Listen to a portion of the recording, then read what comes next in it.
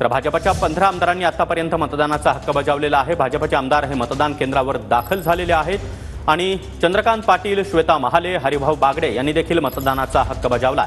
त्याचबरोबर सुरेश खाडे, अतुल सावे, गणेश नाईक, संभाजी पाटील निलंगेकर यांनी देखील मतदान केलेलं आहे। एकूण भाजपच्या 15 आमदारांनी आतापर्यंत मतदानाचा हक्क बजावला आहे। सकाळी 9 वाजता मतदानाला सुरुवात झालेली आहे।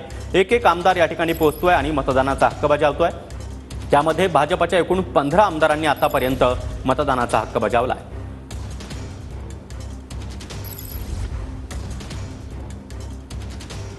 तर आतापर्यंत एकूण 30 आमदारांनी मतदान केलेलं आहे। त्यामध्ये भाजपचे 15 आमदार या ठिकाणी मतदानाचा हक्क बजावला आहे।